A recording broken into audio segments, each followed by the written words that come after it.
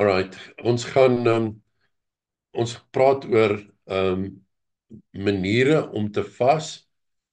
Ek persoonlik dink um die hele vas onderwerp is iets wat baie diepte het en wat baie laat vir ontdekking. Daar's baie diepte om daarin te of baie geheime, baie goeie goed om in te ontdek in die hele proses van vas. Nou ons gaan praat oor maniere om te vas. Kom ons noem dit maar so. Maar op die einde van die dag kan, en ek sal bly wees as julle dit doen, antwoord elkeen homself oor die manier om te vas vir jou. En na die tyd kan ons mekaar vra. Wat sê jy nou of wat sê jy nou? Maar in 'n geval, kom ons bid saam. Vader, in die naam van Jesus, Lord, I pray this is your program. Holy Spirit, I ask and invite you into this, en ek bid dat u die diep betekenisse van die waarhede van God oor hierdie onderwerp oopmaak, dat ons sal ontmoeting met die waarheid sal hê, dat die waarheid ons vrymaak van uh valshede en miskonsepsies. Ek bid dat die krag van die salwing van die Gees van God op hierdie woord rus, sodat enigiemand wat hierna luister of later luister of wat, dat die Gees van die Here met daai persoon ontmoet en aan daai persoon homself openbaar. I ask that there would be encounters with the Holy Ghost, Father, so that everyone can say and can recognize God alone could do miracles in their lives. Heal the sick, deliver the bound. I ask it in Jesus' name. Amen. Okay, hoekom praat 'n mens oor 'n onderwerp soos hierdie? Want dis eenvoudig. As jy verstaan waarom dit gaan, een, kan jy dit reg doen. En twee, kan jy agterkom wat wil God met jou bereik in hierdie proses. En dis die groot storie. Niks hiervan is net doen dit nie. Niks hiervan is doelloos doen nie. As ons verstaan wat die woord sê, wat God se hart is, dan kan ons dit doen vir die regte redes en dit sal die regte effek behoort dit te hê. En dis wat belangrik is. En veral in iets soos vas. Ek glo vas is soos die salwing. Baie mense ken die term en verstaan dit so maklik nie ten volle nie. En mis uit ergens in 'n mens se proses, want 'n mens is nie elke dag soos hier waar jy 'n lering kry of vrae kan vra en jy dadelik antwoorde nie. Baie van ons lewenswandel is jy alleen en is jy op 'n pad wat dit eintlik net jy en God is. En ek sê dit baie, die grootste kwessie met ons verhoudinge met God is omdat ons hom nie met ons oë kan sien nie. Mis ons baie dinge uit. Dis eintlik beskikbaar, maar ons mis uit daarop. Ons hoef nie. Okay. Kom ons gaan na Matteus 6 vers 16 tot 18. We're talking about ways to fast. In other words, how do you fast? What must you do? All right. I'm going to do it from another angle. 6 verse 16. And when you fast, this is Jesus speaking, do not be like the hypocrites. Here's way number 1 of how to fast. Now, when we say we're going to talk about ways to fast, I think everybody thinks, okay, eat less, do more of this, do less of that. That is how we perceive fasting, if you ask me. Ek dink die meeste mense dink aan, as jy praat van maniere om te vas, dink hulle aan kos en sonder kos en honger. En hoe maak jy hierdie smarte die minste, die ligste? Ek dink dit is hoe mense die hele storie benader. Alright, ek gaan vas en maniere om te vas van 'n ander hoek af benader vanaand. First way to fast is this way of how not to fast. When you fast, do not be like the hypocrites of a sad face. In other words, when you fast, do not let it be this sad experience. One, I think then you are fasting with totally the wrong motive, for the wrong reason. It's not supposed to be this punishment, all right? But here's something more important. Do not be like the hypocrites of a sad face. In other words, your sad face, my sad face, is there with ulterior motives. So what does Jesus say? When you fast, do not have ulterior motives. Fast for the right reason, and you will have whatever reason, but let your motives be pure. Do not seek for what we're about to read here. Because if you do it like that, that is not pleasing to God. Meaning, when you fast, do not be like the hypocrites of a sad face. Don't look for attention. Don't look for sympathy. Most important, don't do it in such a way that everybody has to take notice. Moenie aandag soek. Moenie simpatie soek. Moenie die idee skep, hoorie, sien my nie. Hoekom nie? Want vas is nie tussen jou en die mens nie. En hier kom die groot waarheid. Waarheid nommer 1. Waarom vas ek? En jy kan dit vanaand vir jouself antwoord. Maar die Here Jesus gee goed hier hoe vas nie moet werk nie. En na die einde van hierdie gedeelte wat ons bespreek, na die einde van hierdie teaching, gaan jy vir jouself antwoord, wat is die mees uitnemende manier vir jou om te vas? Alright? Moenie dit so doen, dat jy is 'n hartseer gesig opsit, en so doen, dat jy eintlik op soek is na aandag nie. Dis wat hy hier sê. For they disfigure their faces, so that they may appear to be men that fast. Truly I say to you, they have their reward. You know what that means? If you and I approach God like this, we may just as well leave fasting. Because if you are looking for a reward, well, there it is. Go. Take it and go. Your fasting is for the wrong reasons, and it's going to be unsuccessful. So die Here Jesus het 'n baie diep ding hier laat deurkom. My en jou motief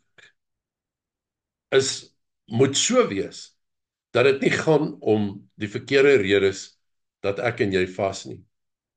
Ek en jy moet vas vir die regte redes. 1, dit gaan nie om mense te beïndruk nie.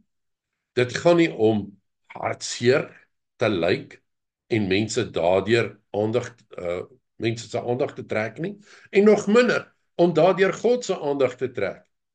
Want as ek en jy vas, as hierdie ons metode is, if this is our way of fasting, you've got your reward already. Nou, ek weet nie van enige iemand wat eintlik gaan vas, net om uit te vind, maar hierdie vas was onsuksesvol. Want dit wat ek ken, mense wat vas, is mense wat desperaat is, of mense in nood, of mense wat God regtig soek. En as die Here moet omdraai en sê, hoorie, Ferdi, stop maar jou vasery. Jy klaar jou loon weg. Dan het ek mos eintlik nou verniet gevas. Nou dis presies wat hy sê. Moenie laat jou vas so wees nie. Why to fast, number one, is do not try and attract or impress people. Neither attract or neither try to impress God. I'll get to that just now. It goes about God. But we can't impress him in the flesh. God loves us. God is impressed with you. God is proud with you because he wants to, because he loves you, because you live for him. But you and I do not, or he does not owe you and I anything. Daar's niks wat ons kan doen wat God sal laat erken, hy skuld ons iets nie. Okay, so, nou kom die Here Jesus, en hy sê vir hierdie disippels, moet julle nie soos die fariseërs en hierdie wetsgehoorsames wees, en so vas dat dit net gaan oor 'n uiterlike wat jy opsit. Jy soek aandag, jy soek die mense se erkenning. Vir die wie dit so doen, jy het jou loon weg. Jy kan maar net sowel ophou vas. Alright. Dan sê hy verder, and when you fast, so that you do not appear to men to fast, but to your Father. Let me just go back one bit. Verse 17. But you, when you fast, anoint your head and wash your face, meaning dress properly, kom voor natuurlik, kom voor soos gewoonweg, lewe jou lewe soos wat jy gewoonweg is, wanneer jy daar buite in die werksplek en in die markplein is. Alright? Laat niemand dit weet nie. Hoekom? Vers 18. So that you do not appear to men to fast, en dan gaan hy verder na, my muis spring rond. So that you do not appear to men to fast, but to your Father in secret. And your Father who sees in secret shall reward you in the open. Now, it does not go about being rewarded in the flesh by people. It goes about being rewarded, have an answered prayer. Hê 'n suksesvolle vastheid. By suksesvol bedoel ek of die antwoord of die deurbraak nou kom en of dit 'n bietjie later of baie later kom. Ek het gevas oor 'n saak, ek dink laasweek vinnig daaroor gepraat. Ek het 'n lang tydperk gevas. Op dag 7 het die Here 'n skrif gegee wat bykans 25 na 27 jaar later eers vir my werklik die deurbraak gebring het. En daai skrif was nie 'n quick fix nie. Dit was 'n proses. Maar wat ek probeer sê is, as my motief is om God te probeer beïndruk, nee. Way to fast, number 2. Do not try and impress, because then you have your reward. But fast, way number 3. In secret, because your reward is of God, who will reward you in the open. But the reward is from the Lord. Ek kom nie vas, sodat die Here my in die ope moet vergoed, of beloon, of besing, of wat ook al nie. My metode is dat dit 'n intieme saak is tussen my en God, waar ek God gaan soek in hierdie saak, en God gaan vind. En as hy die deurbraak in die oop gee, dan is dit sy keuse. Al wat ek probeer sê is, vas is nie 'n ding van die vlees nie. Vas is 'n ding van die gees. Dis 'n gebeurtenis of die uitwerking, die produk van vas is 'n saak wat in die gees gebeur en manifesteer in die vlees in sommige gevalle, hang af wat dit is. Maar my motief is en my metode is om dit vanuit daai hoek te benader. Ek soek God. Ek soek God vir 'n deurbraak. Ja, ek soek God vir wat ook al. Ek vas nie noodwendig net omdat ek iets soek nie, maar ek vas ook omdat ek God soek en my verhouding bou en stimuleer en dit vir my belangrik is om tyd met God te spandeer, om God te hoor. Dit gaan nie noodwendig altyd oor 'n uitdaging nie. Dit gaan soms ook oor 'n privaat soeke na God, 'n dieper soeke na God. Vas het verskeie redes. Antwoorde kom op verskillende maniere en op verskillende tye. Maar op die einde van die dag gaan dit oor my verhouding met God. Vas is iets wat God ons laat doen as deel van ons verhouding met hom. Matteus 6 vers 1. Take heed that you do not do your merciful deeds before men, to be seen by them. Otherwise you have no reward with your Father in heaven. Ons het dit nou net gesê. Goed. Jesaja 54, Isaiah 58. Isaiah 58 verse 1 says, "Cry aloud, do not spare. Lift up your voice like a ram's horn, and show my people their rebellion, and the house of Jacob their sins." Let's go to verse 3. They say, "Why have we fasted, and you do not see?" It is mankind speaking to God. "Why have we afflicted our soul, and you, God, take no knowledge? Behold, in the day of your fast, you find pleasure and crush all your laborers. Behold, you fast for strife and debate, and to strike with the fist of wickedness. You shall not fast as you do today, to make your voice to be heard on high.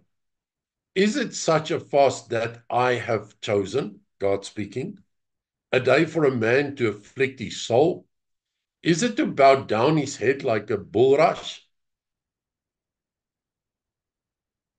and to spread sackcloth and ashes under him?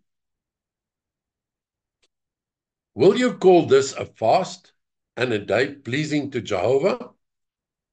Is not this the fast that I have chosen, to loose the bands of wickedness, to undo the heavy burdens, and to let the oppressed ones go free?" Okay, you can read the rest by yourself. What God actually says here, the reason for fasting is a godly act by somebody who lives and is and serve, who lives in God, is in God, and serves God.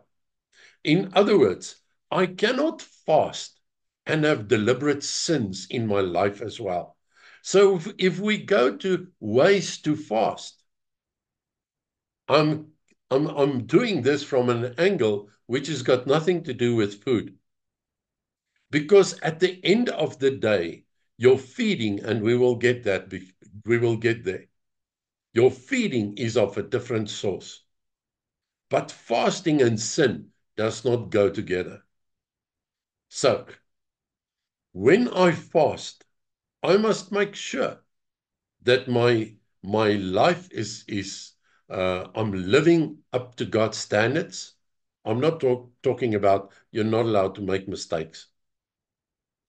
I'm saying somebody who fasts should be somebody who truly serves God.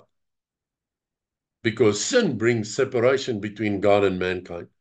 And if I fast with deliberate sins in my life, is dit soos iemand wat na God toe kom, omdat God hom iets skuld of Hy maak van God 'n noodapteek, want hy sê in hierdie skrif, julle kom na my toe en julle dink dit is 'n effektiewe manier om 'n antwoord te kry. Dit vas gaan my arm draai, maar jy loop met sonde in jou lewe.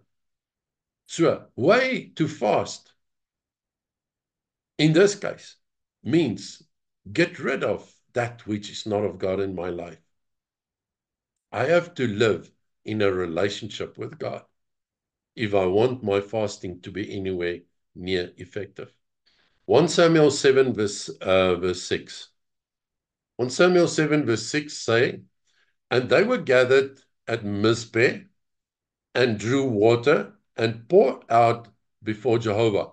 Now Israel was confronted by their enemies, and Israel needed God. They poured out before Jehovah and fasted on that day and said there, we have sinned against Jehovah. And Samuel judged the sons of Israel at Mizpeh. Okay, you can read the rest of the chapter if you wish. Way to fast, let's say it's number 5. Fasting is a process wherein I empty myself of myself. And I see God and His glory and His presence. En ek ontledig myself van onreinheid, goed wat nie van God is nie, want die motief vir my vasting is om my verhouding met God te sterk, nouer te maak, meer intiem te maak, ensovoorts. So vas het baie motiewe, maar metode nommer 5 in vasting is om my te ontledig. Want as ek tyd in God se teenwoordigheid spandeer, dan het God 'n manier om vir my te herinner, deur die woord, deur inspraak, deur leiding wat ek beleef van die Heilige Gees, aan dinge wat God nie behaag nie. En effektiewe vas en effektiewe geestelike lewe daarna is om myself te ontledig van dit wat in 'n mindere of meerdere mate tussen my en God staan. Weet julle wat? Hoe nader jy aan God leef, hoe hoër raak die standaarde tussen jou en God. En daarmee bedoel ek, hoe makliker kom jy agter.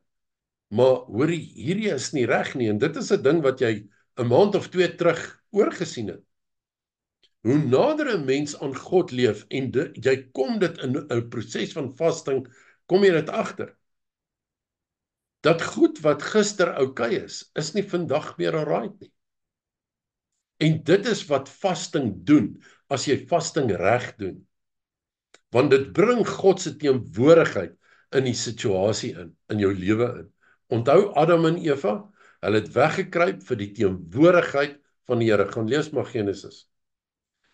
Hulle het weggekruip vir die teenwoordigheid, en die teenwoordigheid van God is sinoniem met sy heerlikheid.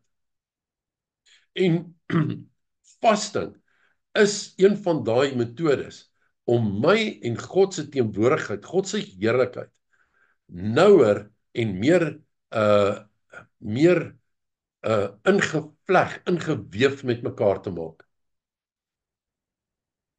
Joel 2 vers 12, sorry. Yet even now, says Jehovah, turn to me with all your heart, and with fasting, and with weeping, and with mourning. Yes, tear your heart, and not your robes, and turn to Jehovah your God. For he is gracious and merciful, slow to anger, and of great kindness, and he pities because of the evil. Listen to me. This scripture says a lot. It explains the heart of fasting and prayer, because it goes about my relationship, my intimacy with God, first and foremost. And fasting is a mighty ingredient of this process. fasting and prayer. Fasting and prayer goes hand in hand. The one cannot really without the other one. But God sees fasting as a mighty ingredient to get and draw closer to Him. And you know what the promise is?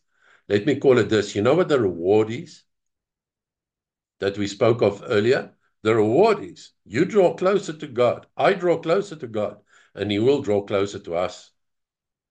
Because ultimately, no matter what the reason is why we fast, method and way number 6 is to draw closer to God. Are you with me? You know what? We have not mentioned food once yet. You'll see just now why not. Because fasting, although it involves food, it is not about food. Esther 4 verse 16. Go, gather all the Jews who are present in Shushan, fast for me, and do not eat nor drink 3 days, night or day. My maidservants and I will also fast in the same way, and so I will go into the king, which is not according to the law, and if I perish, I perish. You know what Esther reveals here? Fasting is a process, an act, a dependence upon God. Fasting in Esther's case and in your and my case goes about something between me and God, and the end result will be from God, the reward. En ons ken die geskiedenis van Esther. Maar Esther het gesê, sonder kos, sonder water of wat ook al vir 3 dae, maar ek gaan God gryp, aangryp, soek, vasvat in totaliteit. En dit is wat vas veronderstel is om te wees. Metode nommer 7 is dit is 'n proses waarin ek God vasgryp. But it goes about my relationship and Him in the process. And the reward, the result will come from God. Sometimes quickly, sometimes not quickly. But it does not, or it should not change my faith in Him when I put myself one side for Him for a certain period. You know what? In my time that I fasted, it was a long time. The doctor told me, "Are you crazy?" He said to me, "Are you aware of the fact that for as long as you stay without meat, you have to, after the fast, stay without meat again? Because medically spoken, you cannot feed your body with the substance that you used to eat before the fast for as long as it took you to withhold yourself from that substance." Met ander woorde, as jy 3 dae sonder vleis gebly het, moet jy eintlik, wanneer jy die vas ophou, 3 dae wag voordat jy weer vleis vir jou liggaam gee. Toe die dokter so oorgerek en hy het vir my gesê, jy kan nie aangaan nie, jy gaan doodgaan. Jou liggaam gaan 'n shutdown hê. Listen to me carefully. I was not hungry for one day. Ek het water gedrink, van daar uit kom minerale, en dit is waar dit by my geëindig het. But I was not hungry for one day. But some miracle happened, and I'll get there towards the end. Now, at the end of all this, you're going to answer your own question. What is your way to fast? But let me tell you, it's not about food. Daniel 10 verse 3, I ate no food for delight, neither came flesh nor wine in my mouth, nor did I anoint myself at all until 3 whole weeks were fulfilled.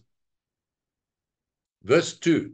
In those days I, Daniel, was mourning 3 full weeks. Verse 4.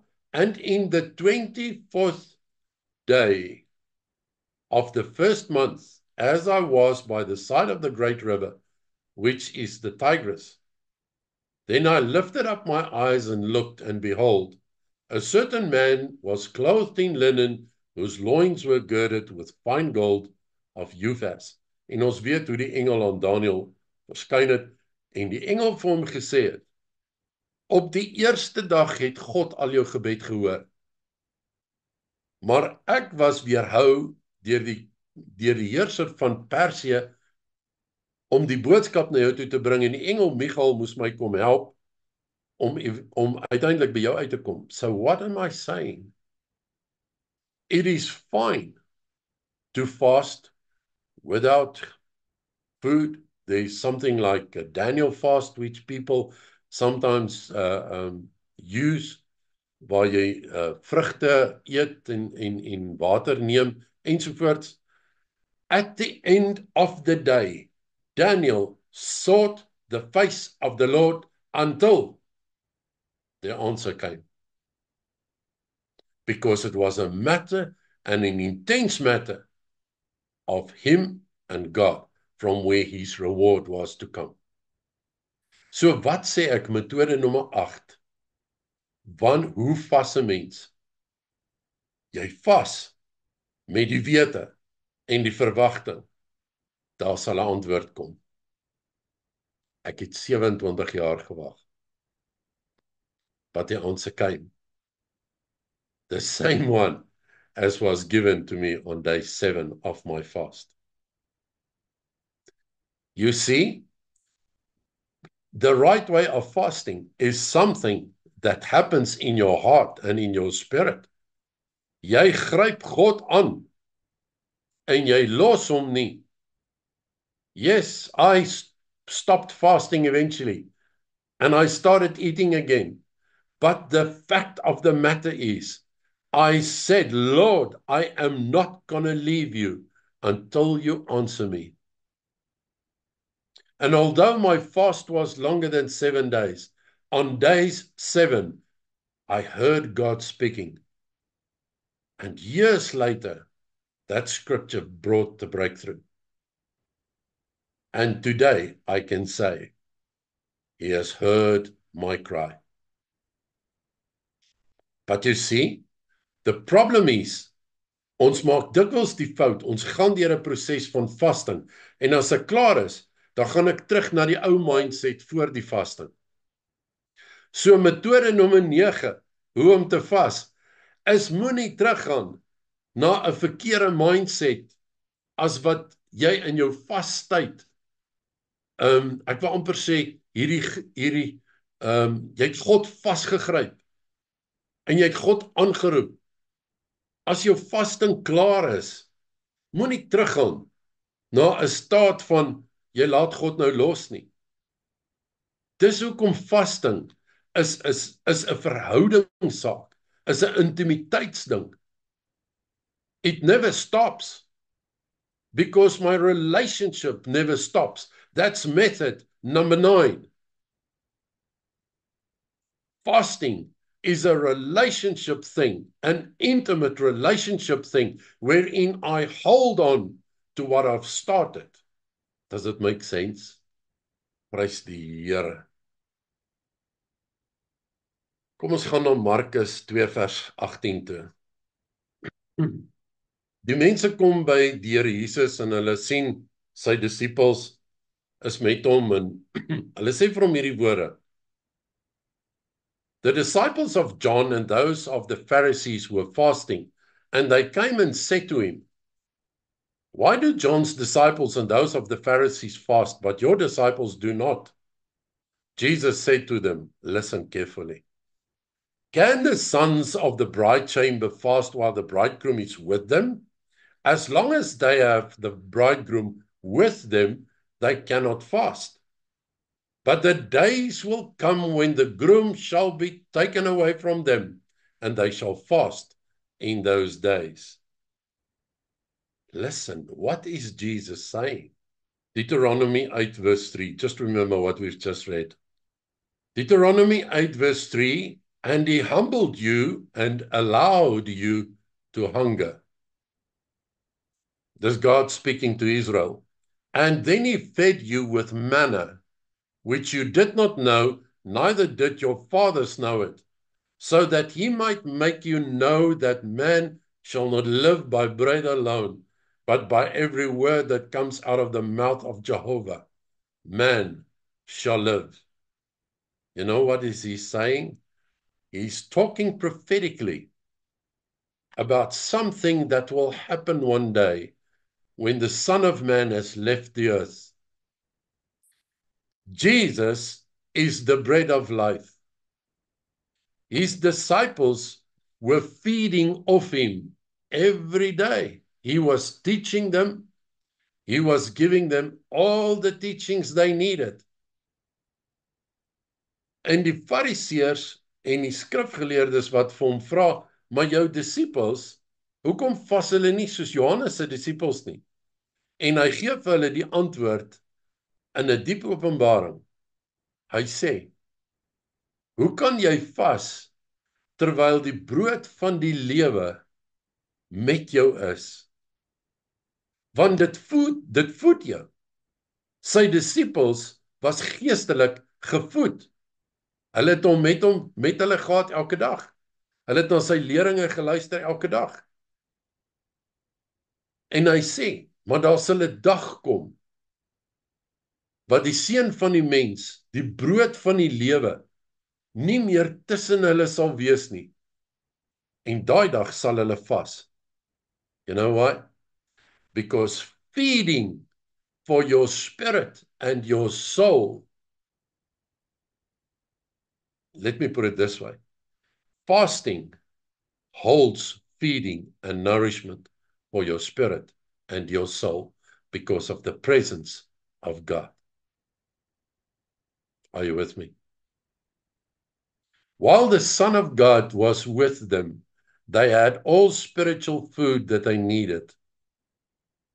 But when the Son of God leaves, those who are in him, those who are born again, feed in a different manner than food. Feed in a different manner than teachings. Jesus becomes the bread of your life. Spiritually, for your spirit, and when your spirit is saturated with heavenly feeding, it has a way of nourishing your body as well. Can I prove it? Yes, I can. Listen to this. Acts 17, verse 28, in him we live and move and have our being. You know what that word being means in the Greek? It's the word eimi. It means to be or to exist. In him I live, I move, and I have my being in the spirit as well as in the flesh. Because the Bible says, he, in him and for him, all things were created. Handelinge sê, in die begin was die woord, en die woord was God, en die woord was by God, en hy het tussen ons kom woon. Hy is woord, geestelik. Hy is brood van die lewe, geestelik, maar ook vir my vlees, want ek bestaan in hom. Now when I fast and I pray and I seek him, the miracle is that the intimacy does not only come through intimate experiences, it feeds my spirit and it feeds my body. Ek wil amper sê, onsigbaar word my liggaam tevrede gestel, gevoed. Die Here Jesus sit by die put van Jakob en die disippels en hy het nog nie geëet nie. En hulle gaan dorp toe om te gaan kos koop. En die Samaritaanse vrou, en hy het 'n gesprek, ons het daaroor gepraat, en hy sê vir haar, as jy van die water drink wat ek jou sal gee, sal jy nooit weer dors kry nie. Die disippels kom terug en hulle gee vir hom vis en hy sê ek het nie kos nodig nie, want om my Vader se wil te doen is vir my voeding. You see, in the same way, if you fast correctly, if it goes about God, if we seek Him until we find Him, He will let Him be found by us. We have got a way, or He has got a way of releasing the bread of life to your and my spirit, and it feeds also our flesh. Daar's 'n skrif hier in Spreuke 4 vers 4. He also taught me and said to me, let your heart hold fast my words, keep my commandments and live. Get wisdom and understanding, forget them not. Verse 6, do not forsake her, and she shall preserve you. Love her, and she shall keep you. You know what? Just as the word of God feeds and keeps our spirit, so does it do to our flesh. A healthy spirit can bring a healthy body. Ek verstaan al die dinge, van ons is in 'n gebroke wêreld, en hierdie liggaam word deur Paulus beskryf as 'n tentwoning, en eendag sal ek hierdie tentwoning verlaat om by God te wees. Ek verstaan al daai dinge. Maar as my gees gesond is dit maklik vir my vlees om gesond te wees, makliker as andersom. As ek 'n besoedelde vlees, 'n gees het, 'n gees van sonde of bitterheid of wat ook al, dan manifesteer dit meeste van die tyd in my vlees ook. So die teenoorgestelde is ook waar. As ek 'n gees gevulde, Heilige Gees gevulde gees het, sal dit manifesteer in my liggaam ook. Kom ons gaan terug na Matteus of Markus 2. Ons het gelees vers 18. Excuse, but the days will come, vers 20, when the bridegroom shall be taken away from them. And then they shall fast in those days. All right. Dit was vers 20. Handelinge 3 vers 19. Ek gaan nie meer afsluit. Therefore repent and convert, so that your sins may be blotted out, when the times of refreshing shall come from the presence of the Lord. And He shall send Jesus Christ, who before was proclaimed to you. You see, when I fast for the right reasons, and I seek God's face, and God in this fasting process, let Him be found by me. Fasting brings times of refreshing. En dit is hoekom, en dit is hoe my gees gevoed word. En dit manifesteer in my vlees ook. So, way number 10 to fast, and it's the ultimate, is that it be something, some action, some process, wherein I seek and find the presence of God. Why? Because there is refreshing, times of refreshing. There's nourishment of refreshing. Why? Because in Him I live and move and have my being, and so does my spirit and my flesh. In Jesus' name, amen.